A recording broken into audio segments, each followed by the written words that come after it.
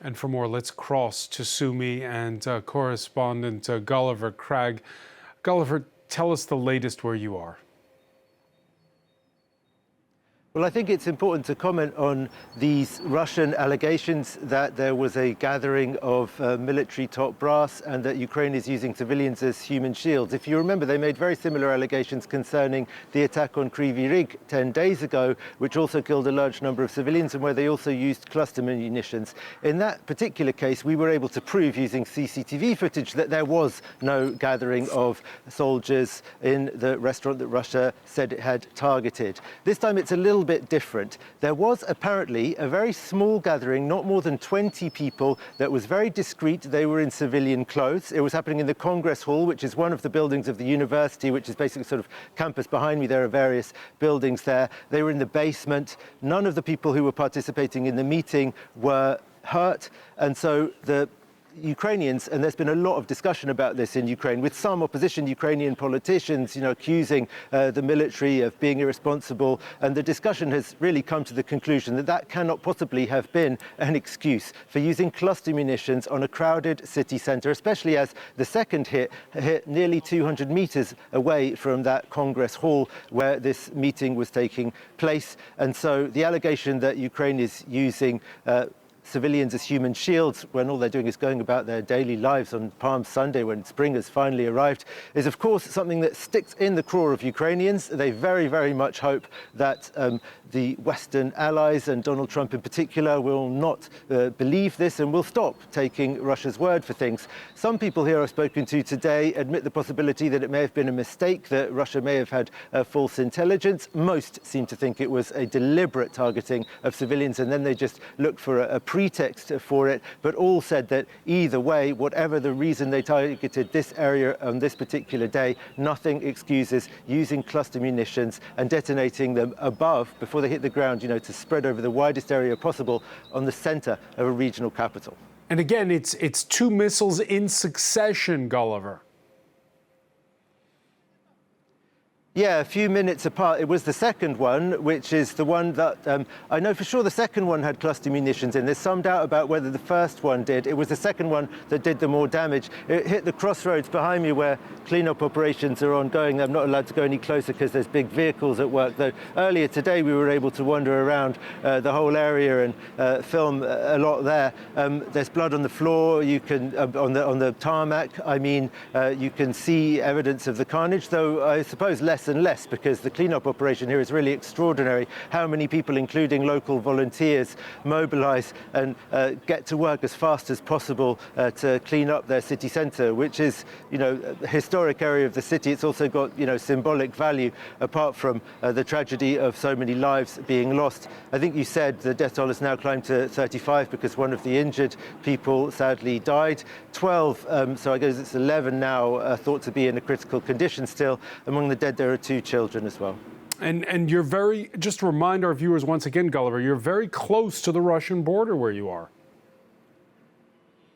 And Sumy is often getting hit in recent weeks, though more often it's not the city centre, but targets outside the city, and quite often it's military targets that we're not allowed to go and film. But there was actually a strike today. There was an explosion in the afternoon. People were outside looking at billowing black smoke that we could see from the city centre. It was some way out. I went there. The smoke had died down by the time I got there. Firefighters had obviously got the fires under control. I spoke to a medic there, a humanitarian volunteer. He told me that it was a garage, basically a car repair centre, also perhaps a long-term parking lot. And the police there also told me that it was a civilian target, but I didn't have time to investigate further. I'm told that there were some people wounded but none killed, but that information has yet to be confirmed. But so even today, while rescue workers and clean-up workers were hard at work here in the city centre, there was another strike on the city's outskirts.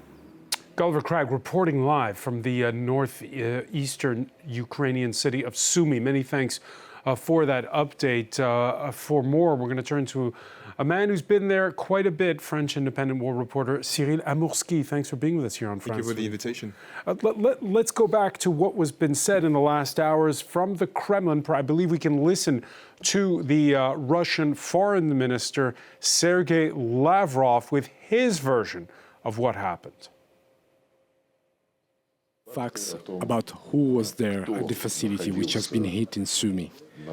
There was yet another mob-up of the Ukrainian military commanders and their Western colleagues, disguised as mercenaries, or I do not know what.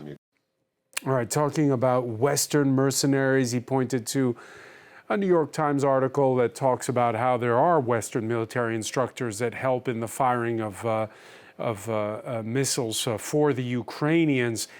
This counter-narrative, your reaction to it? Well, first of all, there were no foreigners during this ceremony. It's true that it was actually an award ceremony that was organized in front of that building that got struck.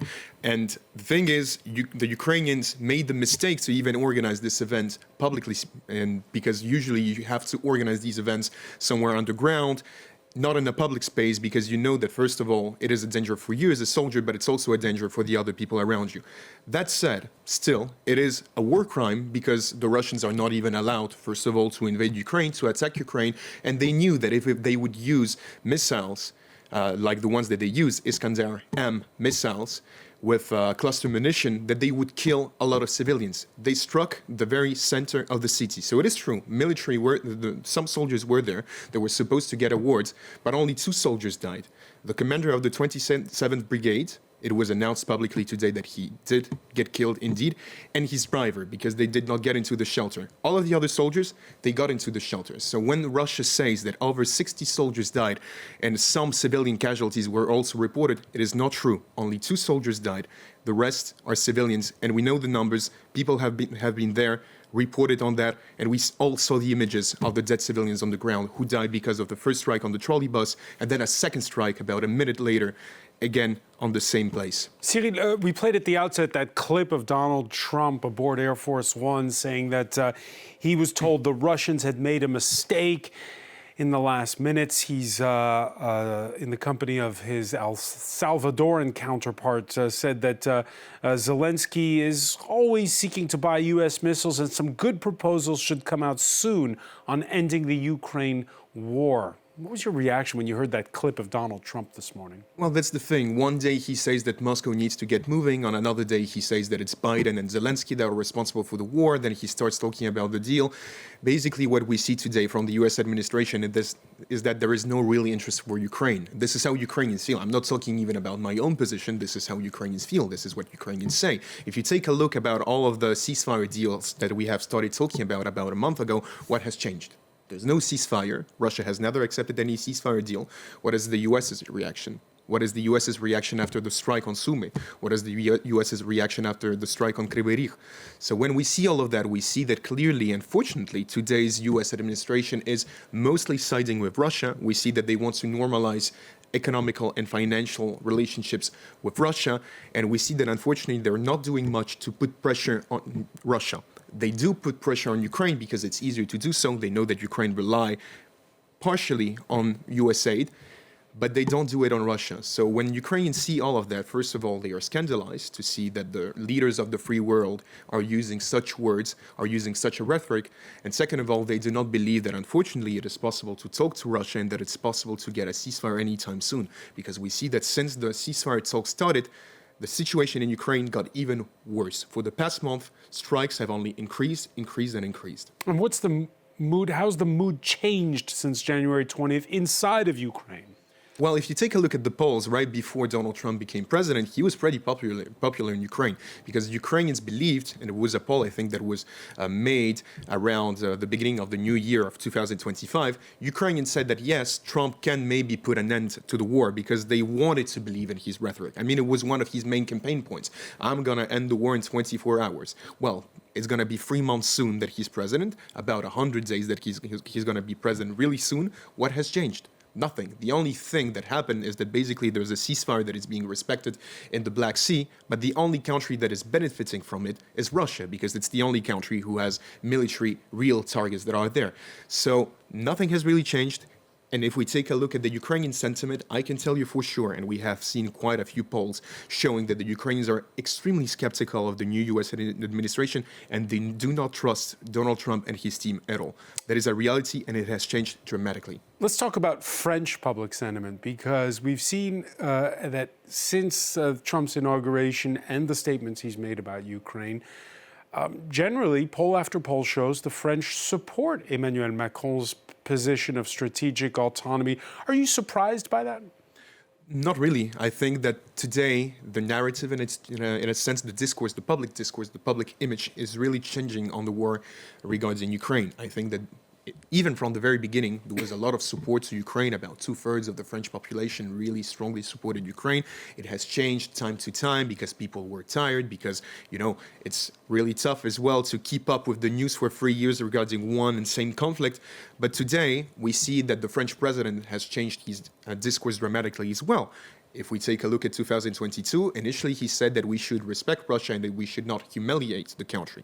Today we see that the president has changed the rhetoric dramatically. He has said that Russia is a threat, and I think to this day it's one of the only European leaders who has changed such rhetoric. He has explained it, he has taken concrete examples, and if we take a look at what's happening in France, it's true. If you take a look at, for example, some of the Jewish stars, David stars that were painted on some doors in the Paris region, well, it was a Russian operation. If you take a look at, for example, some coffins that were dropped in front of the Eiffel Tower a few months ago, it was also organized by the Russian.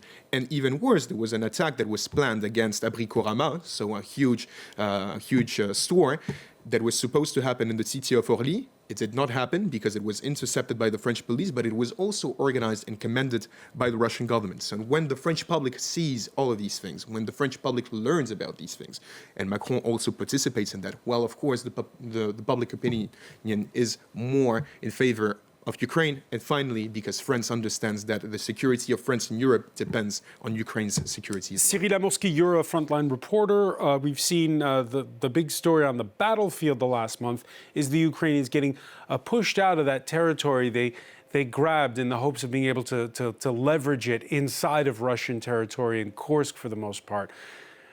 What happens next? Is it in that region? And this is, by the way, not very far from the city of Sumy. I think it is the most important question today. When we take a look at the situation in Ukraine, we all know that the situation in the Donetsk region is pretty tough. There's nothing new about that. But when it comes to the north of Ukraine, as you mentioned, most of the territory that Ukraine controlled in the Kursk region of Russia, it was about 1,000 kilometers. Now, 90% of that was taken back by the Russians. So Ukrainians control about 100 square kilometers of the area. Now that the Russians are even closer to the Ukrainian border, and now that they have between 65,000 to 80,000 soldiers, as a soldier told me, a person who was pretty high up in the 80th Brigade, he asked me a simple question: why would Russia not attack if they have that many people today at the border? It is simply strategically interesting and important for them to do such an attack. They now have all of the troops necessary to start an incursion like they did, for example, in May of last year in the Kharkiv region. And it was believed, by the way, back at the time that they might do something similar in the Sumy region, but the Kursk Corporation canceled these plans. Today, now that the Ukrainians came back to the Ukrainian border, and that we have tens of thousands of Russian soldiers, it seems almost inevitable that a new operation will start in the area, just like it did in 2022. And when you talk to people in Sumy, when you talk to people who are in this area, in this region, sometimes people who live in villages that are only 2-3 kilometers away from the border, they all fear that this is going to be their new reality really soon. Not only the cities are going to be bombarded and destroyed, but also Russia may launch an incursion, and the military seems to believe in that as well. Cyrille Amoursky, many thanks for being with us here on France. Thank you for the invitation once again.